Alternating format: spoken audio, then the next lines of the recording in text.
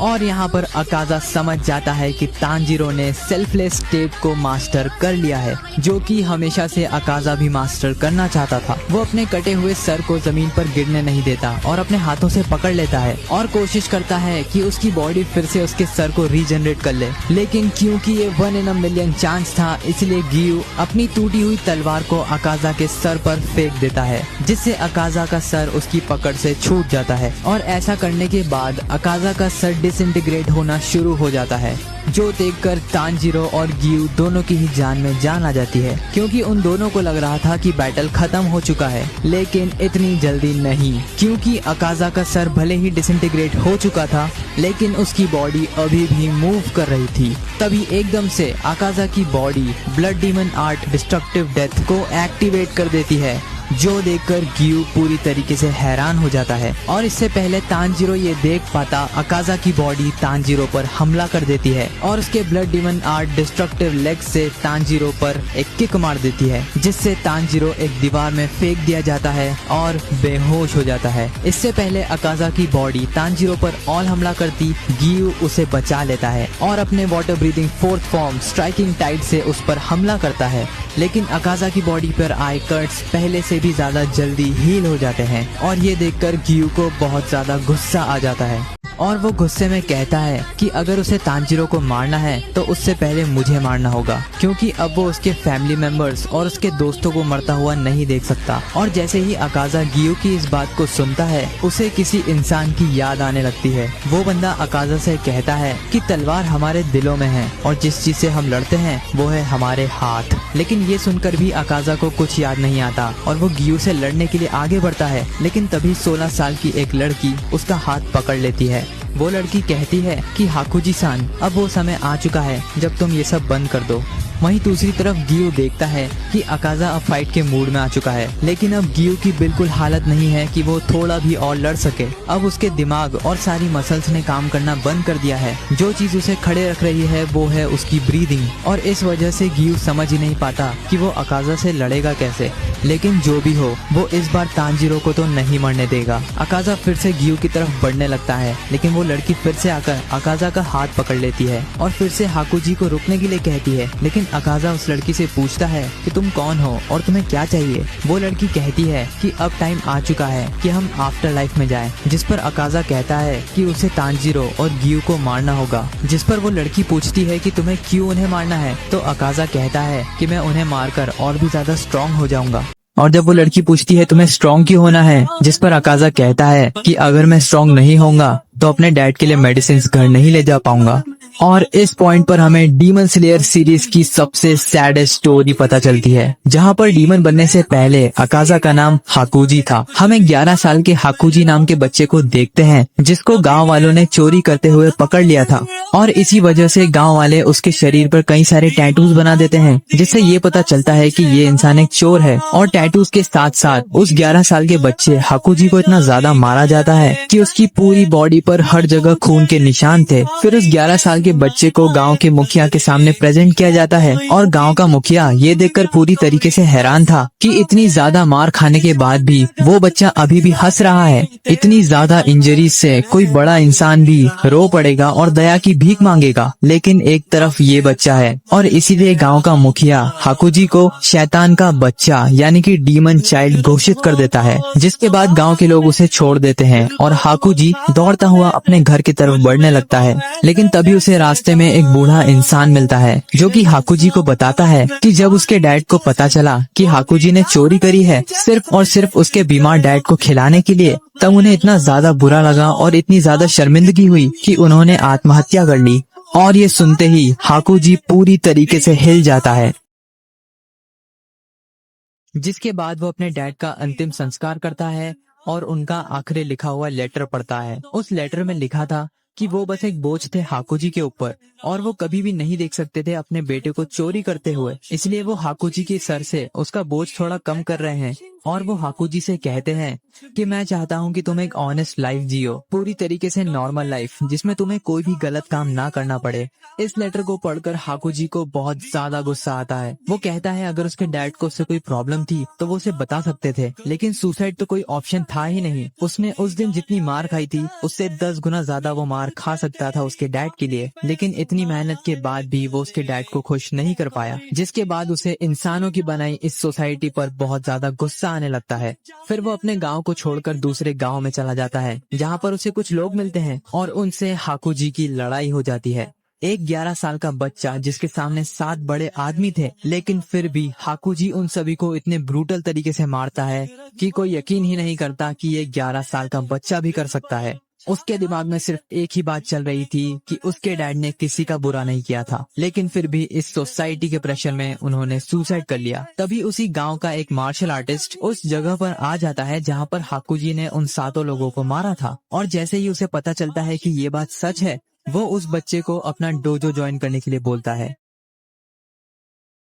हालांकि पहले तो हाकुजी साफ साफ मना कर देता है, लेकिन समहाउ वो मार्शल आर्टिस्ट उसे मना लेता है और अपने डोजो ले जाता है। फिर वो हाकुजी से खुद को इंट्रोड्यूस करता है और बताता है कि उसका नाम है केजो और वो एक डोजो चलाता है जहाँ पर वो मार्शल आर्ट सिखाता है। हालांकि उसके यहाँ कोई भी स्टूडेंट है नहीं, इसीलिए वो कुछ छोटे मोटे काम कर कर अपना घर चलाता है। फिर मास्टर केजो उसे ऑफर करता है कि हाकुजी उनके साथ उनके डोजो में रह सकता है, लेकिन उनकी एक बेटी भी है जो कि काफी ज्यादा बीमार है, तो हाकुजी को उनकी भी देखभाल करनी होगी। और मास्टर केजो ये भी बताते हैं कि उनकी वाइफ ने सुसाइड कर लिया था क्योंकि वो अपनी बीमार बेटी का ध्यान नहीं रख पा रहे थे। मतलब इस लेवल की केयर चाहिए होती है उस लड़की को, और उनकी बेटी इतनी ज्यादा कमजोर है कि उसकी हालत कभी भी सीरियस हो जाती है। और उसी दिन वो पहली बार मिलता है कायुकी से, जो कि बेड पर लेटी हुई थी, ऑब्वियसली क्योंकि वो बीमार रहती है। और उस लड़की को देखकर हिकुजी को अपने फादर की याद आ जाती है, जो कि खुद भी मोस्टली बीमार ही रहते थे। जिसके बाद मास्टर केजो कहीं काम से बाहर चले जाते हैं और कायुकी हिकुजी से पूछती है कि क्या तुम्हें किसी ने मारा है, जिस पर आकाजा, जिसे ये सारी चीजें याद आ रही थी, वो कहता है कि उसकी लाइफ एक बोरिंग और बेकार कहानी के अलावा कुछ भी नहीं थी।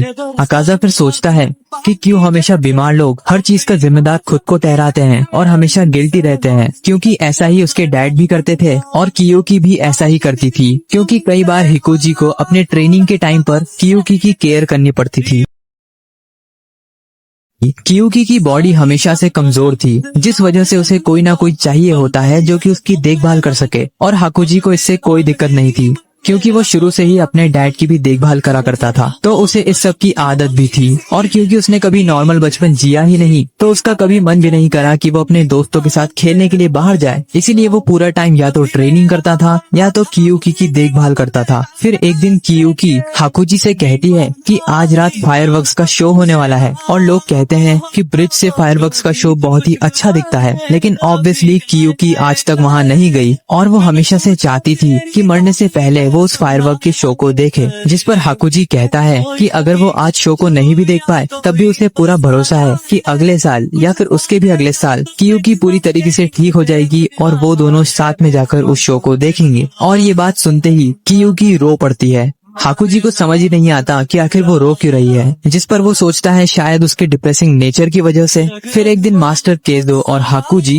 कुएं में से पानी पी रहे थे, और तभी मास्टर केजो हाकुजी को बताते हैं कि उन्होंने एक बार एक बूढ़े इंसान की मदद की थी और अपने फाइटिंग स्टाइल की मदद से उन्हें एक चोर से बचा लिया था, और उसी के बाद उस बूढ़े इंसान ने खुश होकर मास्टर केजो को ये जमीन दे दी थी, जिसके ऊपर बाद में उन्होंने अपना डोजो शुरू करा। और जैसे ही ये बात पास ही के किंजुत्सु डोजो को पता चली, उस डोजो के सारे बच्चों ने और सारे टीचर्स ने मास्टर केजो की बुराई करना शुरू कर दी। उस डोजो के सारे बच्चों ने और सारे टीचर्स ने मास्टर केजो की बुराई करना शुरू कर दी, और गांव में उनकी इमेज इतनी ज्यादा खराब कर दी कि अब उनके यहाँ कोई भी स्टूडेंट नहीं आता। और हाकुजी ये सब बड़े ध्यान से सुन रहा था।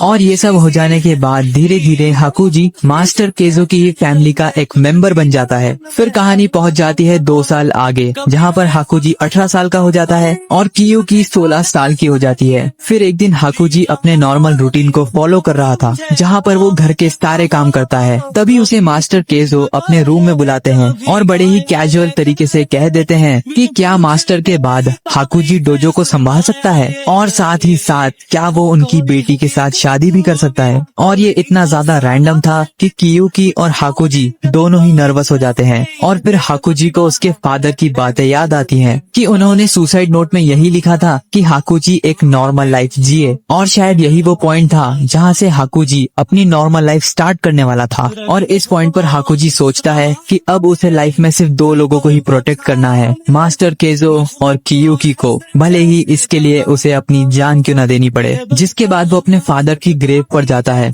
उन्हें एक गुड न्यूज देने के लिए। और जब वो शाम को डोजो की तरफ वापस बढ़ रहा था तभी उसे फिर से रास्ते में कोई बंदा मिलता है जो कि उसे बताता है कि पास ही के किंजुकी डोजो वालों ने तुम्हारे डोजो के कुएं में पॉइजन मिला दिया था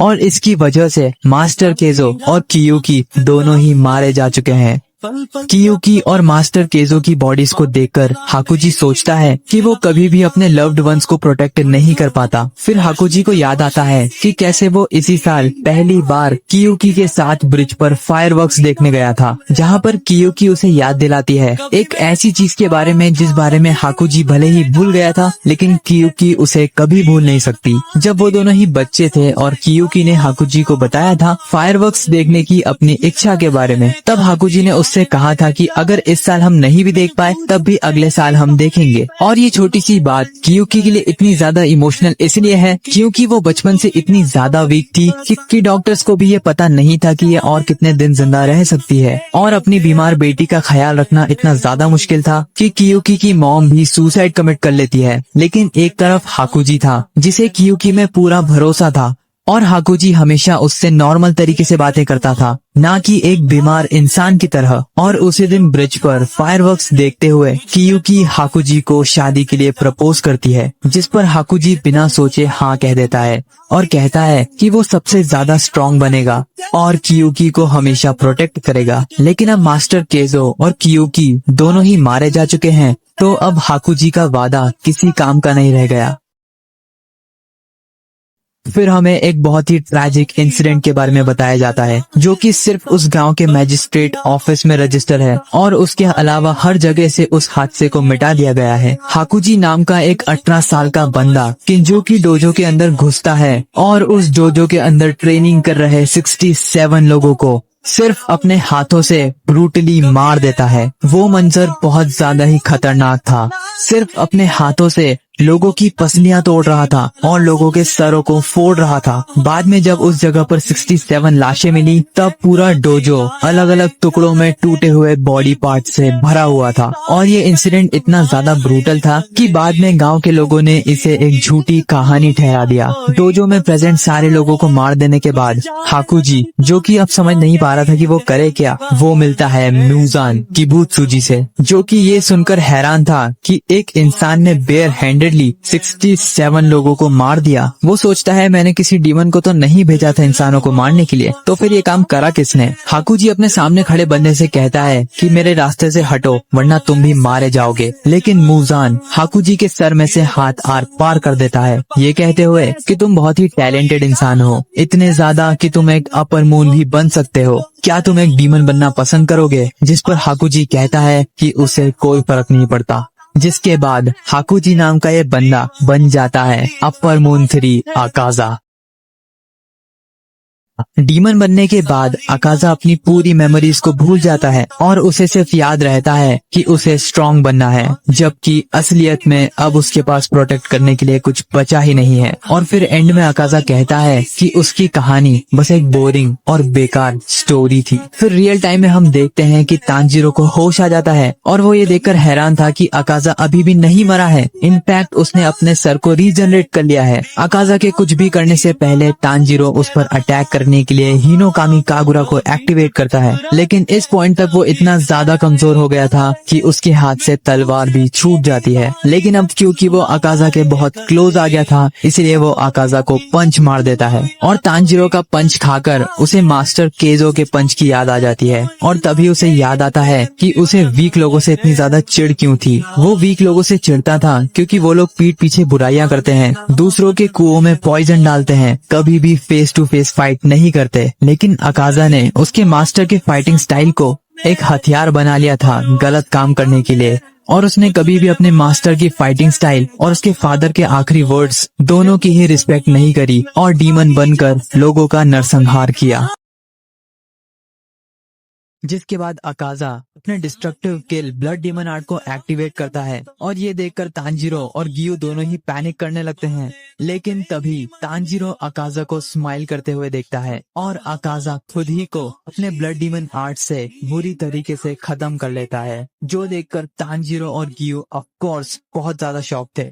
अब यहाँ पर ऑब्वियसली तांजीरो और गियू बहुत ज्यादा शॉक थे, लेकिन तांजीरो की सेंस ऑफ स्मेलिंग इतनी ज्यादा नेक्स्ट लेवल पर है कि उसे पता चल जाता है कि अकाजा काफी ज्यादा खुश और काफी ज्यादा रिलीफ था, बिल्कुल ऐसे जैसे उसे कई सालों बाद मुक्ति मिली हो। लेकिन कहानी यहीं पर खत्म नहीं होती। अकाजा की बॉडी के अंदर मुजान का काफी सारा ब्लड था और उसी की वजह से अकाजा की बॉडी फिर से रीजनरेट करने लगती है। हालांकि अकाजा अपनी पूरी कोशिश करता है रीजनरेशन को रोकने के लिए। वो खुद को समझाता है कि वो इस फाइट को हार चुका है और तांजीरो और गियू ने बिना किसी चीटिंग के उसे फाइट में हराया है, और अकाजा उन लोगों में से कभी नहीं था जो कि हार मारने की जगह पीछे से हमला करते हैं। फिर अकाजा की स्पिरिट उसके डैड से मिलती है, जहाँ पर वो अपने डैड से पूछता है कि क्या वो ठीक है, और जवाब में वो कहते हैं कि वो बिल्कुल ठीक है हाकुजी। फिर अकाजा ने अभी तक डीमन बनकर जो भी करा उस सभी के लिए वो सर झुकाकर अपने डैड से माफी मांगता है, और तभी उसके सर पर मास्टर केजो अपना हाथ रखते हैं और कहते हैं भले ही किसी ने कुछ भी किया हो, उसके पास एक मौका होता है उसे सुधारने का, और हम तुम्हारे साथ हैं। और जैसे ही वो अपने मास्टर की बातें सुनकर खुश होता है, मुजान किबुत्सुजी अकाजा का सर पकड़ लेता है और उसे धमकाने लगता है कि अब वो इंसान नहीं है और उसे अपने मास्टर मुजान को सर्व करना चाहिए, और इससे अकाजा की बॉडी और जल्दी रीजनरेट करना शुरू कर देती है। लेकिन तभी वहाँ पर कियुकी की स्पिरिट आ जाती है और अकाजा से कहती है कि अब समय आ चुका है आफ्टर लाइफ में जाने का, तो अब वो ये सारी चीजें रोक सकता है। और भले ही मुजान अकाजा की बॉडी पर कंट्रोल करने की कोशिश करता है, लेकिन इन दी एंड हाकुजी की विल पावर जीत जाती है और वो फाइनली कियुकी से गले मिलता है और रोते हुए कियुकी से माफी मांगता है कि उसने अपना किया हुआ प्रॉमिस पूरा नहीं किया। वो मास्टर केजो और कियुकी को प्रोटेक्ट नहीं कर पाया, लेकिन कियुकी को हाकुजी से कोई शिकायत नहीं थी और वो कहती है कि इतने लंबे टाइम के बाद अब फाइनली हम साथ में आफ्टर लाइफ जा सकते हैं। और जिस पोजीशन में वो कियुकी से गले मिल रहा था, उसी पोजीशन में अकाजा की बॉडी डिसइंटीग्रेट हो जाती है और अकाजा के साथ कियुकी भी हेल में चली जाती है, और इसी के साथ फाइनली बैटल खत्म होता है। तांजीरो और गियू दोनों ही काफी ज्यादा रिलीफ फील करते हैं और दोनों ही सोचते हैं कि अब उन्हें लेडी तामायो के पास चले जाना चाहिए, लेकिन दोनों में से किसी में भी इतनी ताकत नहीं बची थी कि वो खड़े भी हो सके। जहाँ एक तरफ तांजीरो बेहोश हो जाता है, गियू अपनी तलवार पर सर रखकर खुद भी बेहोश हो जाता है।